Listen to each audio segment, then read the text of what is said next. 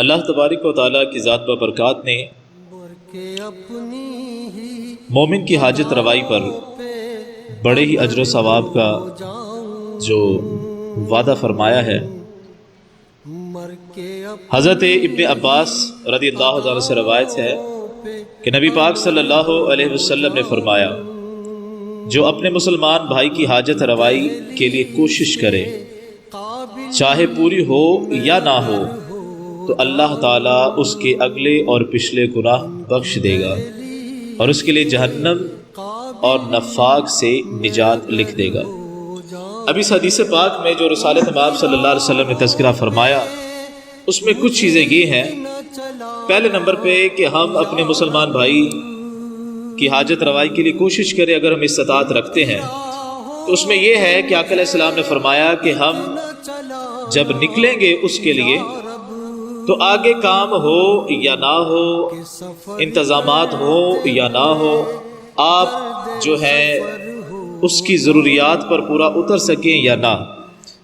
لیکن پھر بھی اللہ تعالیٰ اس کوشش کرنے والے کی بخشش بھی فرماتا ہے، اس کے اگلے پچھلے گناہوں کو معاف بھی فرما دیتا ہے۔ اور دوسری جو دو چیزیں اس میں اور بیان کی گئی ہیں، ایک تو یہ کہ اللہ اسے جہنم سے آزاد فرما دیتا ہے، اور تیسری چیز اس میں یہ ہے نفاق سے نجات مل جاتی ہے۔ نفاق کہتے ہیں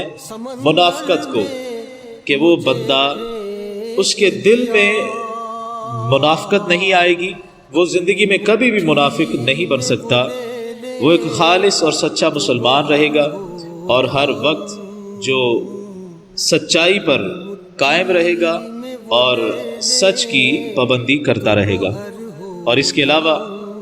سب سے بڑے جو انعام ہے وہ انسان کی بخشش کے ہیں کہ صرف اتنے سے کام سے، اور دیکھیں ذرا کہ جب ہم اتنے کام کرنے سے بخشش حاصل کر سکتے ہیں، تو جب ہم اپنے مسلمان بھائیوں کی جو غریب غربا ہیں ان کے لیے سامان کا انتظام کریں گے، ان کی حاجت روائی کی کوشش کریں گے اور مکمل کام کریں گے، ان کی پوری مدد کریں گے، تو پھر اللہ کتنا راضی ہوگا۔ ایسے ہی آقا علیہ الصلوۃ والسلام کی ذات پاک نے اس حوالے سے کہ مومن کے ساتھ محبت سے پیش آنا، اب یہ بھی اس میں بڑی خوبصورت بات ہے کہ جب ہم کسی مومن سے محبت سے پیش آتے ہیں تو آقا علیہ السلام نے فرمایا کہ یہ حاجت روائی میں بھی ہے کہ سرکار فرماتے ہیں، حدیث کا مفہوم کچھ اس طرح سے ہے کہ ایک مسلمان دوسرے مسلمان کے چہرے پر ایک مسکراہٹ پیدا کر دے، یعنی کہ اس کی اس حالت میں مدد کرے کہ جس حالت میں اس کو ضرورت ہے اور وہ پریشان حال ہے، اور اس کی حاجت روائی کر دے، اس کی مشکل آسان کر دے، اس کی تکلیف کو دور کر دے۔ تو آقا علیہ السلام فرمایا کہ اس وقت جب اس کے چہرے پر ایک مسکراہٹ آ جائے تو فرمایا کہ اس مسکراہٹ کے صدقے اللہ تعالیٰ اس بندے کو 60 سال کی عبادت کا ثواب عطا فرمائے گا۔ اب دیکھیں کہ صرف ایک مسکراہٹ پیدا کرنے سے اتنی عبادتوں کا ثواب ہے کہ جو بندہ پورے 60 سال نہ کر سکے، لیکن اس مقبول عبادت کا ثواب اس ایک مسکراہٹ میں رکھا ہے۔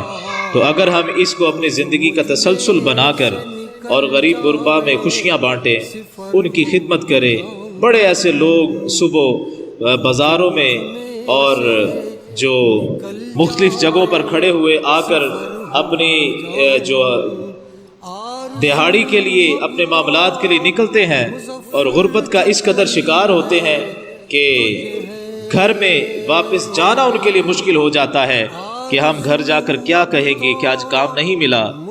بڑا ایک غریب بندہ، کمزور مزدور جو ہوتا ہے، وہ بھی اس پریشانی کا شکار ہوتا ہے کہ گھر میں جا کر میں کیا بتاؤں گا کہ آج دہاڑی نہیں لگی یا مجھے آج پیسے کمانے کا موقع نہیں ملا۔ اس لیے میرے بھائیوں، اگر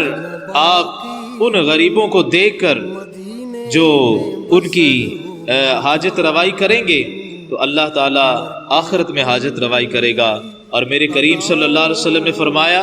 کہ جو دنیا میں اپنے مسلمان بھائی کی حاجت روائی کرے گا، بروز محشر اللہ تعالیٰ اس کی حاجت روائی کرے گا۔ اس لیے آج اس وقت کی ضرورت ہے کہ ہم ایک دوسرے کا سہارا بنیں اور اپنے غریب غربا کا خیال رکھیں اور ان کی حاجت روائی کریں۔ آج رب نے ہمیں دیا ہے اور ہو سکتا ہے کہ کل ہم بھی ضرورت مند بن جائیں، لیکن اللہ ہمیں ان مشکلات سے محفوظ فرمائے۔